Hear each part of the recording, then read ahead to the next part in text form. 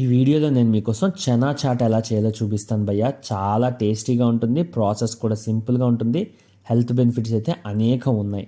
చిన్న channel subscribe చేసుకోవడం మీకు ఇబ్బంది లేకపోతే ఛానల్ సబ్స్క్రైబ్ చేసుకోండి.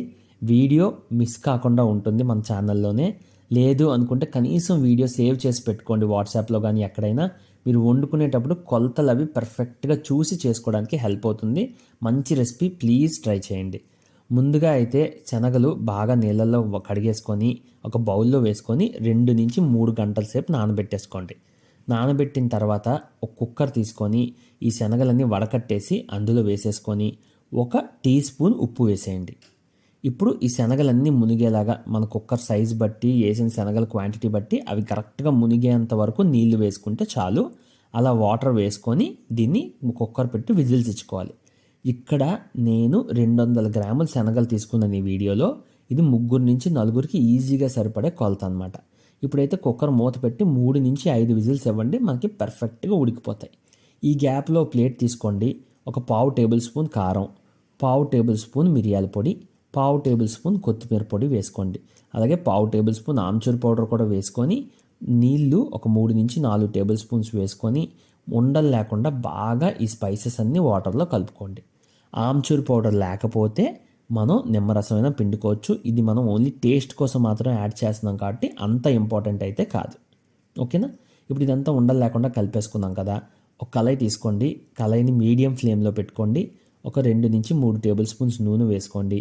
నూనె కొంచెం వేడెక్కిన తర్వాత 1 టీ స్పూన్తో జీలకర్ర వేసుకొని జీలకర్ర చిటపటలాడిస్తూ ఒక 30 సెకండ్స్ నుంచి 1 నిమిషం పాటు ఇలా కలుపుతూ ఫ్రై చేసుకోండి.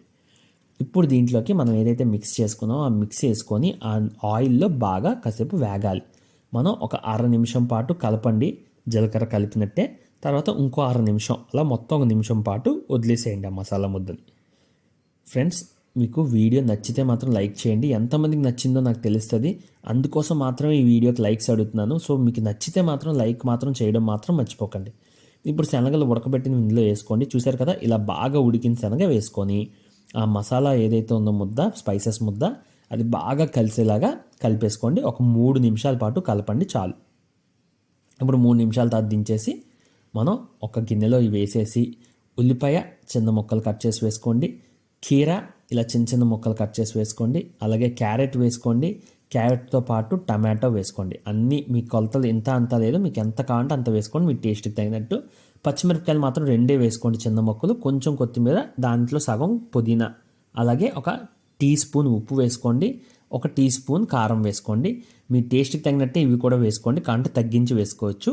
అలాగే నిమ్మరసం మాత్రం ఒక అరబద్ద నిమ్మకోవడం మాత్రం మర్చిపోకండి. చాలా టేస్టీ యాడ్ చేస్తుంది నిమ్మరసం ఇలా పిండుకుంటే. ఇప్పుడు ఇవన్నీ బాగా కలిసేలా కలుపుకోండి. ఫ్రెండ్స్, ఇంకొకసారి అడుగుతున్నాను, వీడియో నచ్చితే మాత్రం జెన్యూన్గా ఒక్క లైక్ అయితే చేయండి. నచ్చకపోతే డిస్లైక్ మాత్రం చేయండి. ఎంతమందికి నచ్చింది, ఎంతమంది నచ్చలేదో కూడా చూస్తాను.